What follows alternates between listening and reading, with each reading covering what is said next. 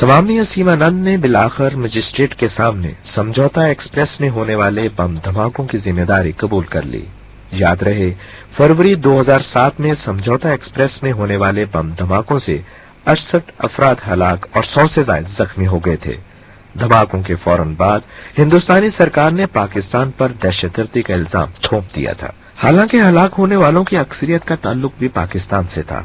और सितम ज़रीफी देखिए कि कभी रेलवे डिब्बों के दरवाजों को तालों से भी बंद किया जाता है। समझौता एक्सप्रेस के ऐनी शाहिद के मुताबिक ऐसा किया गया था, जिसकी वजह से अमवात में ज्यादती और लोगों की परेशानियों में इजाफा हुआ।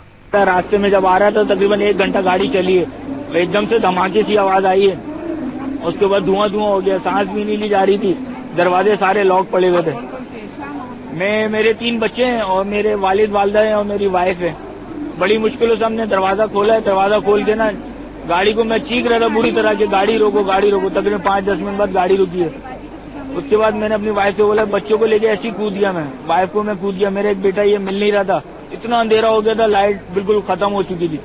इस वाक़े के कुछ अरसा बाद महाराष्ट्र के जिला मालेगांव में एक मस्जिद के बाहर बम धमाकों की तहकीकात के दौरान इस बात का इंकशाफ हुआ कि समझौता एक्सप्रेस के धमाकों में इंतहापसंद हिंदू मुलविस हैं।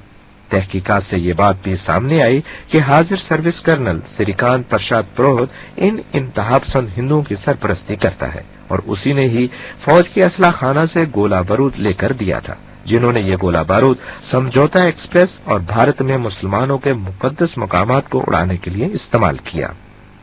इंतहापसंद हिंदुओं का भयानक चेहरा आवाम के सामने बेनकाब करने का सारा क्रेडिट महाराष्ट्र के इंसदादे दहशतगर्दी के सरबराह हेमंत करकरे के सर है।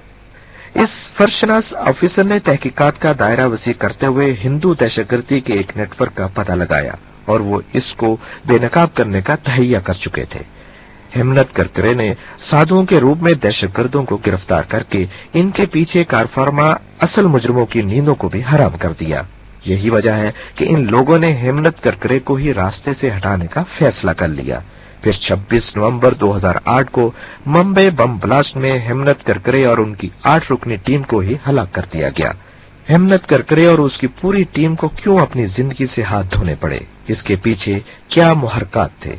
भारत में जितनी दहशतगर्दी की साजिशें हुई हैं, वारदातें हुई हैं, उनमें इशारा वो करते थे पाकिस्तान की जानिब या मुसलमानों की जानिब। लेकिन उनका अपना एक serving lieutenant colonel Prasad Purohit इस पे गिरफ्तार हुआ है और न सिर्फ गिरफ्तार हुआ है, उसके खिलाफ सबूत पे सबूत हासिल हो रहे हैं कि उसने दहशतगर्दों की तंजीम की पुश्तनाही भी की थी, उनको RDX और इस किस्म के धमाका खेज मादे मुहैया किए। और उसके अलावा ये कि न सिर्फ ये कि मालेगांव के इसमें वो मुलविस था, बल्कि इससे पहले जो समझौता एक्सप्रेस का इतना खतरनाक धमाका हुआ था जिसपे 59 के करीब पाकिस्तानी शहीद हुए थे, तो उसमें भी मुलविस था। साथ ही उसका एक और साथी है जिसके बारे में पांडे, जिसके बारे में इंकशाफ हुआ है कि वो कश्मीर के साबिका गवर्नर के साथ उसका राब्ता था। इसका मतलब ये कि कश्मीर में भी जो वारदातें उसमें वो मुलविस था।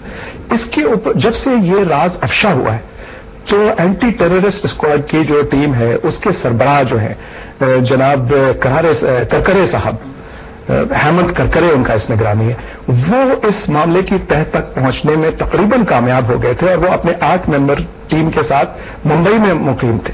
और आप ये क्या वाकया जो है, क्या इत्तेफाक है कि इसी हमले में जनाब हेमंत करकरे साहब अपने 8 साथियों के समेत उनको पुष्ट पे गोली मार दी जाती है और कहा जाता है कि इनको दहशतगर्दों ने तो मुझे लगता है कि ये साजिश इसलिए भी हुई है कि उस पूरी टीम को खत्म कर दिया है ताकि ये मामला किसी तह तक पहुंच ही ना पाए। पाकिस्तान तो शुरू दिन से ही इस बात पर जोर दे रहा है कि दहशतगर्दों से निपटने के लिए सबको मिलकर काम करना होगा।